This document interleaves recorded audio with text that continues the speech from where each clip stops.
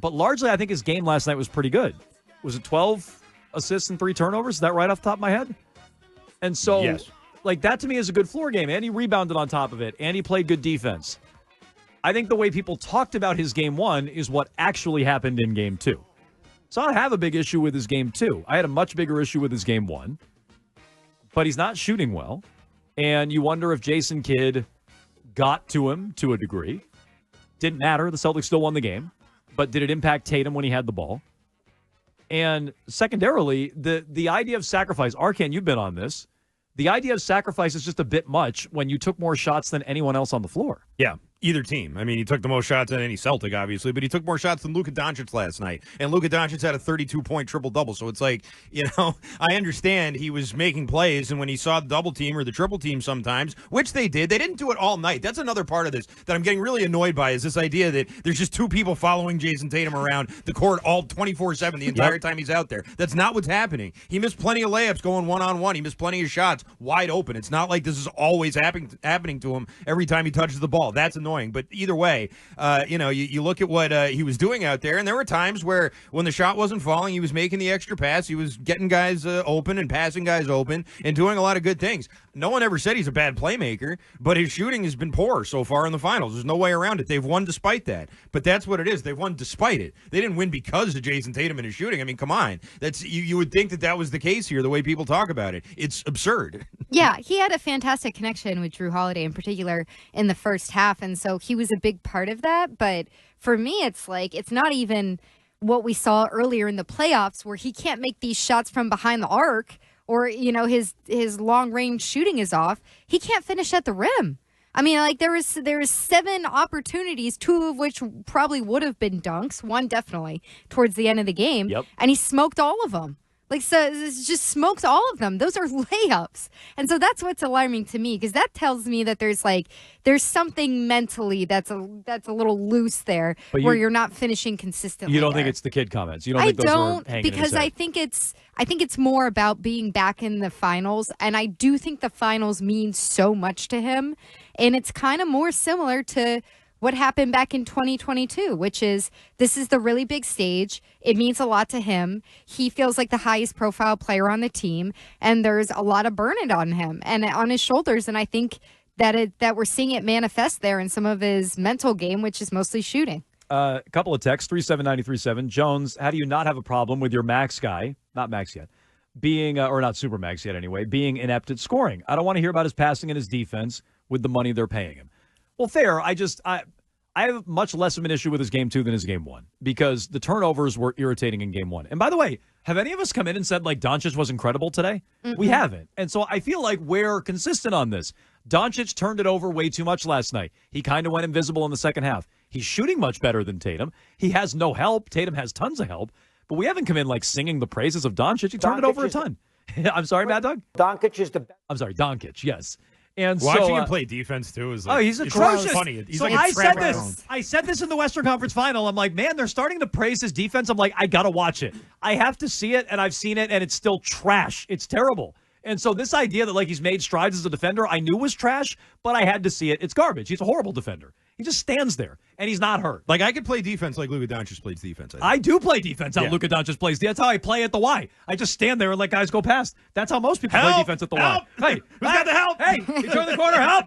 Block it. You're hot. Get over here, slide. Double team, need a double team. So also this one, 37937. Guys, a bad shooting night, but he's playing outstanding. Leave him alone. Leave Tatum alone. I'm confused. Are we allowed to talk about Tatum or not? I don't want to hear about his. I'm sorry. Leave him alone. Guys all have shooting struggles, right? Which I agree with. Yeah, but the point is his come in the NBA Finals. Yeah, and his has been going on for a while. Do you know what he's shooting from 3 for the postseason? Under 30%. 29%. Yeah. Do you know what he's shooting from the floor for the postseason? I would guess 40. 43%. So a little better. Like not atrocious, but not good. Also under his average. Yeah. He's 47 during the regular season. Last year he shot 46% in the postseason from the floor. And so it's just he's not shooting well. It's not a one-off. If the guy has a bad game, you go, oh, okay, everybody's entitled to a bad game. This has been going on for most of the postseason. And so it's why I've started to back away from they can't win if he's not shooting well. Because now I'm like, no, he's not shooting well, and they win every night. So I don't know that I can keep that up anymore. But you guys think Porzingis is a big key. Without Porzingis, that may change things. We can circle back to that with all your thoughts. Let's get to some phone calls here. A lot of you waiting patiently. None longer than Ralph in Cranston. Go ahead, Ralph. Hey, guys, look, first of all, Wick, be quiet. Thank God your father bought you this team, and act like you want the people that pay to walk through the door act. Holiday, this is why they got him. Now you saw last night. They got him to win the game if you have to, and that's just what he did. Look, Tatum shot 46% last playoffs, but they didn't win. They're winning right now. Yes, Tatum's shooting horribly, but, he's doing other things well. But what we want is to win. A true Celtic fan that suffered for the last 4 years wanting to win a championship is very happy right now because that's what we want. We don't want – I don't care who scores what. Yeah, so Ralph, and I've said this, and I agree it's a sweep. And now they're 2 games away. I'm starting to lay down my arms on this too, as I just said. But the discussion throughout the postseason, when people are like, well, why do you talk about who's the best player? And why does it matter if Tatum's not shooting well if they're winning? Well, the question was, if he's not shooting well, can they continue to win? And they have. And, okay, well, the Pacers were hurt and the Cavs were hurt. I was big on this. There's no Jimmy Butler in round 1. Can they keep winning against teams that aren't banged up? They are. And so once they win, we'll all concede and say the championship, they shut everybody up. Jones, you're like almost conceded already. I mean, not conceded. You are conceded, but you have conceded already. Right. No, I am conceded, and I'm conceding on this. I think they're gonna sweep now. I said 5 coming in. I feel like an idiot for giving Dallas a game. And so, yeah, I'm ready to quit on all these things. I think they were all fair questions, but it turns out the Celtics were too good and none of it matters. I mean, if you're asking me to forecast it today, if they blow the series, it'll be right back on the table. I'm waiting until Game 3. To make your sweep prediction? 3. Yeah. Then I'll make a sweep At prediction. that point, why don't you just wait till Game 4? Late in Game 4. No, I'll be proactive. We're up 25 at the half. You know what? You know what, guys? I think they're going to sweep, guys. Luka's out of the game. Bob's in Cambridge. Go ahead, Bob. Yes, I want to address, if I may, your anti-Tatum bias. First of all, I don't think it's an anti-Tatum bias. Well, let me, if I may. He's not shooting well. You have every right to complain about him. Brown's having a better series. There are others on the team having a better series. But let me tell you that he's a better – and Megan, it's one thing to criticize him, to suggest that he's not worthy of a max contract. When did I say that, Bob? I said he's going to get a max contract. A super max contract. Yeah, I don't remember you saying false? that either. I think you question whether it's a good idea. Did you question that? I've never Jaylen said that Brown about Jayson Tatum. Bob, I don't think anyone said that on this show. I definitely questioned it about Jaylen Brown. Definitely never questioned it about anyone Jayson said that about Tatum. Tatum? So he just has it wrong. When he's like, we have an anti-Tatum bias. Like, I said that about Jalen's contract. I hate Jayson Tatum. I can see where he remember thinks that. you Let maybe me said quote that Drew now. Holiday in saying, I was taken out of context. That was a joke. So, I think Tatum's their best player.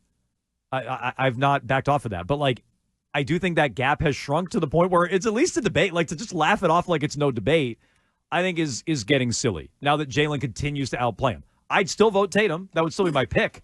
But I'm no longer laughing at people or, just completely discounting the opinion that Jaylen might be the better player. He's been the better player now for a while. He's been playing better, certainly in the series. I'm sorry, that's what I mean. He's playing better for finals. Yeah. I would say if they finally break through and win a championship with Jaylen Brown being the MVP of the conference finals and the finals, you're going to hear that conversation start to shift. Absolutely. I don't think Brown's never going to have, I don't think Tatum's regular season numbers. I just don't think the way the team is sort of built and Tatum's such a good scorer, I just don't think you're going to see that. I don't think he's ever going to be getting more votes than him in an MVP race. But if he's the one he's the factor that puts them over the top and they finally win a championship with him being the MVP of both series, I mean, that's definitely going to change. You can't have that discussion. So he's the greatest. But that said, it doesn't mean he's the best. He's the sheriff, I think is what I mean. I think that's what he meant. We never got back to that. No, well, it's an off-season topic. Mike in Connecticut. Is he on his way, or is there a new sheriff in town? Those are two different things. Let me move Mike to the front of the line. Go ahead, Mike. Good afternoon, everybody. So listen, all this who's better out of Jaylen Brown, Jason, this is all anti-Boston sports media fodder. People are on First Take and, that D-bag Nick Wright and all the Celtics haters on Match, Benedict Perkins. Let them discuss all this nonsense. There isn't a single real Celtics fan in the world that cares. None of us. Not one of us cares. Mike, can I ask? If we win the championship, nobody cares. Mike, can I ask you, do you think Tatum cares? No, I don't think he cares. I think at the end of the day, all he wants to do is win. Okay. If he wins a championship, and Peyton Pritchard could go off for 35 points off the bench for the next 2 games to get NBA Finals MVP, Jayson Tatum doesn't care. He got his ring. If he wins 5 rings and isn't the Finals MVP in any of them, do you really think at the end of the day he's going to care that he wasn't, used or whatever? No. Yes, I do. But you know who cared? You know who cared? Steph Curry. Steph Curry cared massively about winning that Finals MVP, and he finally got it. Like, they care. That's all. So, like, when you say who cares, no true Celtics fan cares. No true Celtics. Maybe not. I think the Celtics care. No true Scotsman. I think Tatum cares. And as I've said a couple of different times today, if I'm Jalen, I'm starting to get annoyed at how the whole thing turned. Like, it's like, oh, well, we all know what Kid was trying to do. He's just trying to screw with everybody's head. He couldn't possibly feel that way. He couldn't possibly think Jaylen Brown, the Eastern Conference Final MVP, and outplaying Jayson Tatum in the NBA Finals. Not when he's talking about how dangerous he is at the free throw line. He couldn't possibly just be saying it because he believes it. And so, look, I think it was gamesmanship too, Mego. But if I'm Jalen, I'm a little put off by the whole idea that, like, it's crazy. Like, oh, that's a crazy thing he suggested. What a hot take he suggested. And so I also think Jalen cares, to answer the last caller.